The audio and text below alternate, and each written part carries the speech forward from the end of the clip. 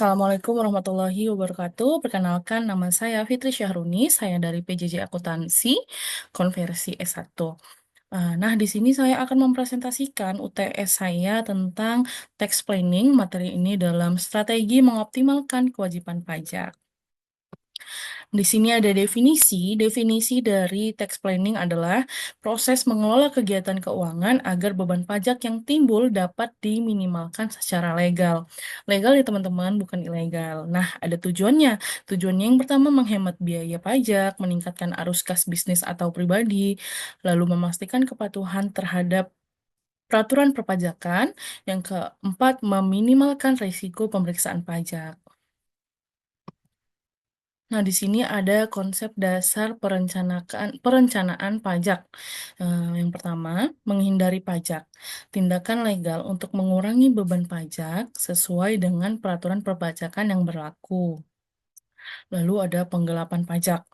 Tindakan ilegal untuk menghindari pembayaran pajak. Nah, perencanaan pajak adalah proses proaktif untuk mengoptimalkan beban pajak secara legal. Sekali lagi legal ya, teman-teman.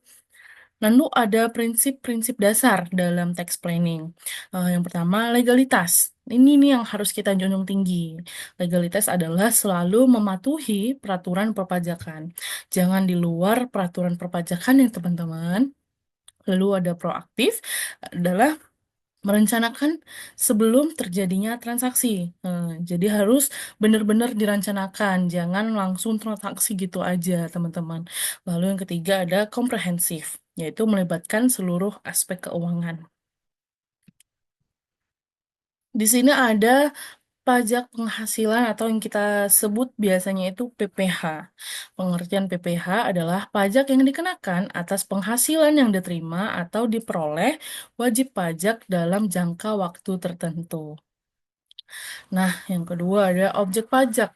Objek pajak itu apa, teman-teman? Itu adalah segala bentuk penghasilan, baik dari pekerjaan, usaha, maupun sumber-sumber lainnya.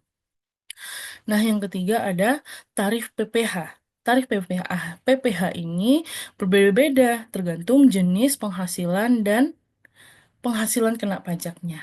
Nah, lalu ada potongan pajak atau potongan PPh, yaitu potongan PPh pasal 21. Nah, ini untuk penghasilan karyawan ya, teman-teman. Lalu ada potongan final. Ini untuk jenis penghasilan tertentu, misalnya bunga deposito. Potongan pajak atas keuntungan berjangka ya. Selanjutnya ada strategi perencanaan pajak. Nah, teman-teman, dalam strategi perencanaan pajak PPh ini, kita ada pengurangan penghasilan bruto. Yang pertama adalah biaya jabatan tunjangan yang dibebaskan pajak. Yang kedua, iuran pensiun. Nah, penggunaan potongan pajak apa aja? Yang pertama, kredit pajak. Yang kedua, pengurangan pajak untuk investasi. Lalu, penundaan penghasilan. Yang pertama, investasi jangka panjang. Yang kedua, pensiunan dini. Lalu ada optimalisasi penggunaan harta.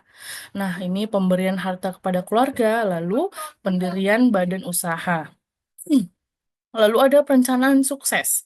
Yang pertama, perencanaan waris. Yang kedua, donasi. Selanjutnya ada penerapan pada tax planning.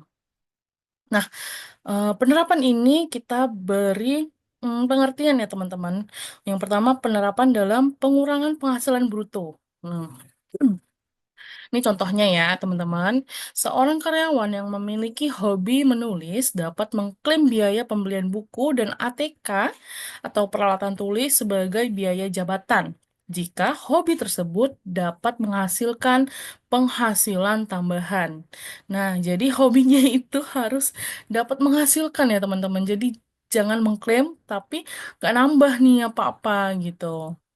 Lalu yang kedua, penggunaan potongan pajak. Nah, wajib pajak yang memiliki anak sekolah dapat memanfaatkan potongan pajak untuk biaya pendidikan. Ini kembali ke sesuai dengan peraturan perusahaan masing-masing ya, teman-teman. Lalu yang ketiga ada penundaan penghasilan. Seorang pengusaha dapat menunda pengambilan keuntungan dengan menginvestasikan kembali laba usahanya ke dalam aset produktif. Lalu yang keempat, optimalisasi penggunaan harta. Nih, seorang pengusaha properti dapat mengalihkan kepemilikan propertinya kepada anaknya dengan nilai wajar untuk mengurangi potensi pajak ahli waris di masa depan. Ini juga dapat digunakan ya teman-teman untuk penerapan perencanaan pajak kalian. Nah, di slide selanjutnya, saya memberikan contoh kasus dalam pajak penghasilan. Yang pertama, kasusnya yaitu Pak Budi. Pak Budi ini memiliki usaha kuliner rumahan yang semakin berkembang. Ia ingin meminimalkan beban pajak usahanya agar dapat mengembangkan bisnisnya lebih lanjut. Jadi uangnya nggak habis di bayar pajak aja ya teman-teman. Dia mau memutar modal lagi. Nah, analisisnya struktur bisnis. Saat ini Pak Budi masih menjalankan usahanya sebagai perseorangan ya, teman-teman, bukan gabungan ataupun firma. Lalu yang kedua, penghasilan dan biaya.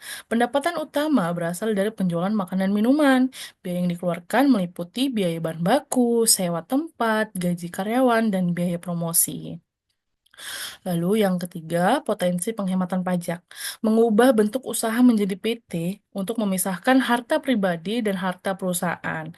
Memanfaatkan fasilitas pengurangan pajak UMKM, mengoptimalkan biaya-biaya yang dapat dikurangi seperti biaya pelatihan karyawan. Nah, solusi untuk berkonsultasi dengan eh, akuntan atau konsultan pajak itu sangat disarankan untuk melakukan perhitungan yang lebih akurat dalam bentuk yang paling sesuai, memanfaatkan fasilitas kredit pajak untuk UMKM, dan serta melakukan pencatatan yang rapi terhadap seluruh transaksi keuangan.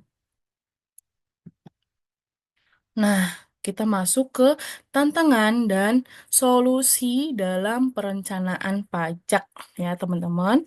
Yang pertama ada tantangan. Tantangan yang pertama itu adalah perubahan peraturan. Jadi pajak itu selalu berubah-ubah peraturannya setiap tahun. Bahkan setahun tuh eh nanti langsung ganti itu peraturannya. Jadi kita harus terus update juga ya teman-teman. Terus yang B, kompleksitas peraturan. Peraturan pajak cukup kompleks dan sulit dipahami. Jadi dia sangat-sangat detail ya teman-teman. Kita nggak bisa asal-asalan langsung, oh ini berubah nih jadi gini. Nah, kita harus selidiki lebih lanjut bagaimana peraturannya gitu teman-teman. Terus yang ketiga, biaya konsultan. Hmm. Ini penting juga ya teman-teman, kalau kita belum mengerti pajak, kita harus mempekerjakan konsultan pajak dan itu membutuhkan biaya tambahan. Nah, jadi harus belajar pajak ya mulai sekarang nih para pengusaha. Nah, solusinya kita bisa update selalu informasi tentang perkembangan peraturan perpajakan, lalu konsultasi dengan ahli pajak. Jangan ragu untuk berkonsultasi dengan akuntan atau konsultan pajak. Tapi ya gitu ya teman-teman, nggak gratis. Lalu yang ketiga, memanfaatkan teknologi. Gunakan software akuntansi dan perpajakan untuk mempermudah kita dalam memperolah data. Nah, informasi tambahan nih teman-teman. Sebagai kesimpulannya, perencanaan pajak adalah suatu keharusan bagi setiap individu dan bisnis. Nah, jadi tax planning ini sangat-sangat penting ya, teman-teman. Dengan perencanaan yang baik, kita dapat mengoptimalkan kewajiban pajak dan mencapai tujuan finansial kita. Namun, perlu diingat bahwa perpajakan adalah bidang yang kompleks. Oleh karena itu, sangat disarankan untuk berkonsultasi dengan ahli pajak untuk mendapatkan solusi yang paling tepat untuk kebutuhan Anda. Nah, itu aja yang dapat saya sampaikan. Terima kasih sudah menyimak dari awal hingga akhir. Akhir kata saya undur diri. Wassalamualaikum warahmatullahi wabarakatuh. Terima kasih.